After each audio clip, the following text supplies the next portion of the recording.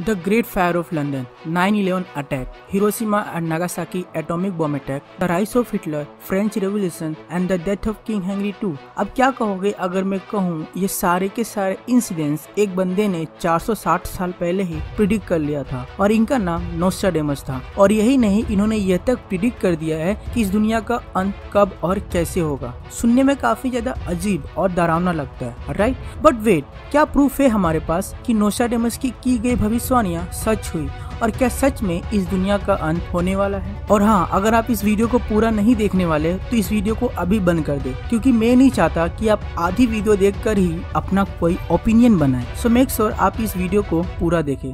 नोस्ट्राडेमस का जन्म 14 या 21 दिसंबर 1503 साउथ फ्रांस में हुआ था और यह एक फिजिशियन, एस्ट्रोलॉजर और प्रोफेट थे। 1555 में इन्होंने एक बुक लिखी थी जिसका नाम था लेस प्रोफिटिस। इसके अंदर पूरे 1000 क्वार्टेंस थे। क्वार्टेन का मतलब होता है 4 लाइन वाले राइमिंग वर्सेस या पोएम। ये 1000 क्वार्टेंस 10 सेंचुरी में डिवाइड है और हर एक सेंचुरी के अंदर 100 क्वार्टेंस है। इस बुक के अकॉर्डिंग नोस्ट्राडेमस ने अगले 2000 सालों की भविष्यवाणियां कर रखी है। यानी कि जब इन्होंने ये बुक लिखी थी 1555 में, तब से लेके 3555 तक भविष्यवाणियां कर रखी है। नोस्ट्राडेमस उनके सारे क्वार्टेंस फ्रेंच लैंग्वेज में लिखा करते थे, लेकिन फ्रेंच लैंग्वेज के साथ साथ वह ग्रीक, लैटिन और इटालियन लैंग्वेज का भी यूज कर लिया करते थे। उनके अलग अलग लैंग्वेज यूज करने का रीजन ये बताया जाता है कि वह अपने वर्क को चर्च की नजरों से बचाना चाहते थे। स्टीफन गर्सन, जो कि नोस्ट्राडेमस के स्कॉलर हैं, उनके अकॉर्डिंग अगर हम नोस्ट्राडेमस के क्वार्टेंस को ध्यान से पढ़े तो हम नोटिस करेंगे कि इनकी मोस्ट ऑफ दी क्वार्टेंस डिजास्टर्स के बारे में ही बताती है या फिर उससे रिलेट करती है, जैसे कि अर्थक्वेक, वॉर्स,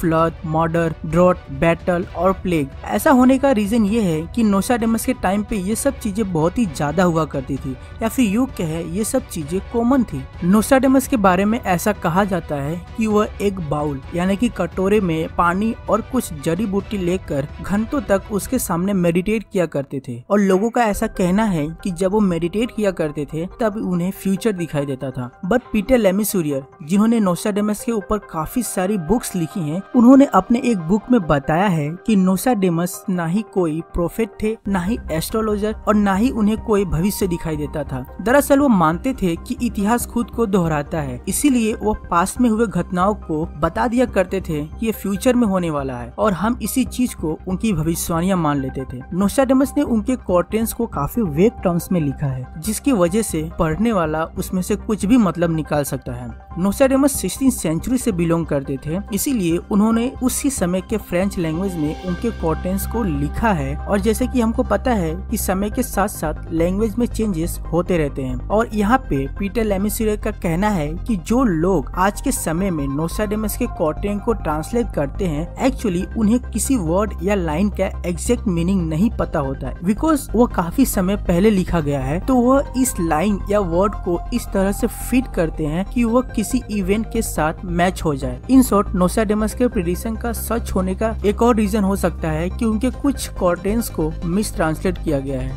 एक बात और नोट करने वाली है कि नोस्ट्राडेमस ने अपने प्रोफेसिस में बहुत सारे डेट्स नहीं यूज किए हैं और ना ही किसी पर्टिकुलर प्लेस के बारे में बात की है। बट हम ये लाइन में क्लियरली देख सकते हैं कि इन्होंने ईयर 1999 और मंथ 7 मेंशन किया है, और जहां तक हमें पता है कि यह साल और महीना नॉर्मल साल और महीने की तरह निकल गया था। तो इसीलिए यहाँ पे एक सिर्फ छोटा सा क्वेश्चन एराइज हो जाता है नोस्ट्राडेमस के प्रेडिक्शन पे। नोस्ट्राडेमस के बहुत सारे फेक क्वार्टेंस इंटरनेट पे मौजूद है, और मजे की बात तो ये है कि लोग इन्हें सच मान लेते हैं और बड़े आसानी से बेवकूफ बन जाते हैं। जैसे कि ये वाला प्रोफेसी देख लो, जो कि 9/11 अटैक के बारे में बताता है। अगर कोई इसे पहली बार पढ़ेगा और उसे नोस्ट्राडेमस के बारे में कुछ नहीं पता तो उसे यही लगेगा कि यह सच है, बट एक्चुअली ऐसा नहीं है। इसे नोस्ट्राडेमस ने नहीं बल्कि किसी बेवकूफ ने एडिट किया है। मैं बेवकूफ इसलिए बोल रहा हूँ क्योंकि इस क्वार्टेन को सच करने के चक्कर में वह यह तक गूगल करना भूल गया कि जो 2 स्टील बॉर्ड्स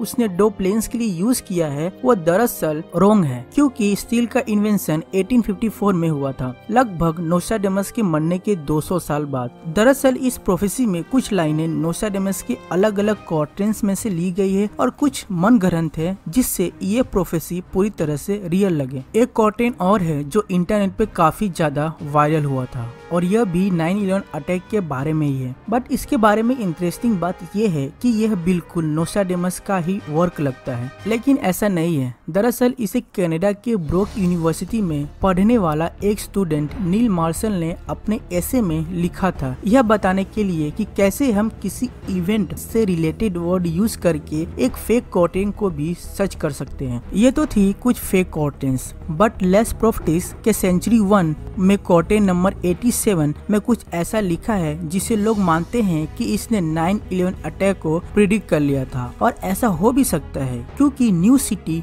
न्यूयॉर्क हो सकता है, और जब प्लेन टावर से टकराए थे और उससे जो एक्सप्लोजन हुआ था वह हो सकता है और शेकिंग फ्लेम। बट पीटर लेमिसियर ने इस क्वार्टेन को डिकोड किया और बताया नोस्ट्राडामस की न्यू सिटी का मतलब न्यूयॉर्क नहीं बल्कि टाउन है, और यकीनन इसका मतलब ग्रीक या लैटिन में केवल ओल्ड सिटी होता है, सिर्फ उसके अंदर न्यू वर्ड अटैच कर दिया है, जैसे कि न्यूयॉर्क और न्यू ऑर्लियंस। फिर उन्होंने लिखा है earth shaking fire from the centre of the earth. यहाँ पे उनके centre of the earth use करने का मतलब हो सकता है वोल्केनो, यानी कि वोल्केनो से लावा और लावा से तबाही। बट हम सब जानते हैं कि 9/11 अटैक किसी लावा से नहीं बल्कि एयरप्लेन के जरिए आसमान से हुआ था। इन्हीं कुछ फेक प्रोफेसीज के कारण नोस्ट्राडामस के ऊपर लोगों का विश्वास काफी ज्यादा बढ़ गया और उनकी पॉपुलैरिटी इंक्रीज होने लगी, जिसके कारण उनके बुक की सेल्स बहुत ज्यादा इंक्रीज हो गई। और फिर क्या, लोग उनके प्रोफेसीज को बहुत ही क्यूरियस होकर पढ़ने लगे और उसमें से कुछ भी मतलब निकालने लगे। जैसे कि ये प्रोफेसी देख लो, लोगों के अकॉर्डिंग नोस्ट्राडामस ने इसके जरिए हिटलर के बारे में 16वीं सेंचुरी में ही प्रिडिक्ट कर लिया था, लेकिन ऐसा नहीं है क्योंकि इस प्रोफेसी में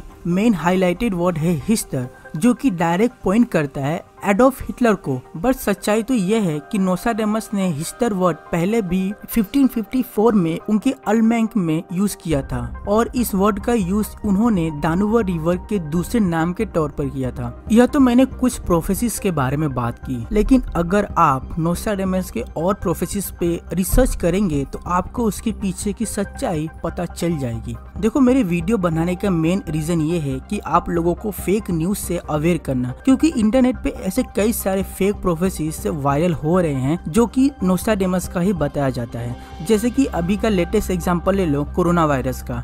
कोरोना वायरस पे ऐसे कई सारे फेक प्रोफेसीज हैं जो कि इंटरनेट पे वायरल हो रहे हैं, जिनमें से ये वाली प्रोफेसीज काफी ज्यादा वायरल हुई है। अगर हम इसे रीड करें तो हमको ऐसा लगेगा कि ये नोस्ट्राडामस का ही वर्क है, बट एक्चुअली ऐसा नहीं है, ये पूरी तरह से फेक है। चलो, बाकी प्लेटफॉर्म पे तो समझ आता है, बट यूट्यूब पे भी कुछ लोगों ने गंद मचा के रखी है। जैसे कि ये वाली वीडियो देख लो, लिटरली मोदी जी के बारे में ही बताई जा रही है इस वीडियो में, सिर्फ नोस्ट्राडामस के नाम का स्टिकर लगा के। और हाँ, अगर बात मोदी जी तक पहुंच गई तो हमारे मीडिया वाले पीछे कैसे रहेंगे। देखो, मैं यहाँ पे नोस्ट्राडामस को पूरी तरह से फेक प्रूव नहीं कर रहा, मैं बस ये बताना चाहता हूँ कि अगर आप ऐसी किसी चीज के बारे में रीड करते हो या फिर सुनते हो तो उसके बारे में थोड़ी सी रिसर्च कर लो, ताकि आपको भी पता चल जाए कि क्या फेक है और क्या ट्रू। आप ही सोचो, अगर नोस्ट्राडामस ने सच में इन सारे इंसिडेंट्स और इवेंट्स को एक्यूरेटली प्रिडिक्ट कर लिया होता तो हमें इन सब चीजों के बारे में पहले से ही पता चल जाता। वो प्रिडिक्शन को हम प्रिडिक्शन नहीं कहेंगे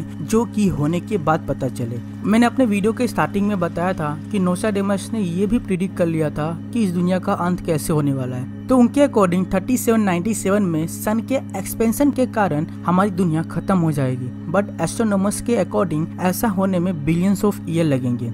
और ये डिसीजन मैं आपके ऊपर छोड़ता हूँ, और मैं चाहता हूँ कि आप अपना डिसीजन और नोस्ट्राडामस के ऊपर अपना ओपिनियन नीचे कमेंट बॉक्स में जरूर कमेंट करें, और चैनल को सब्सक्राइब करना मत भूलना। तो फिर मिलते हैं एक नई वीडियो में। Until bye bye.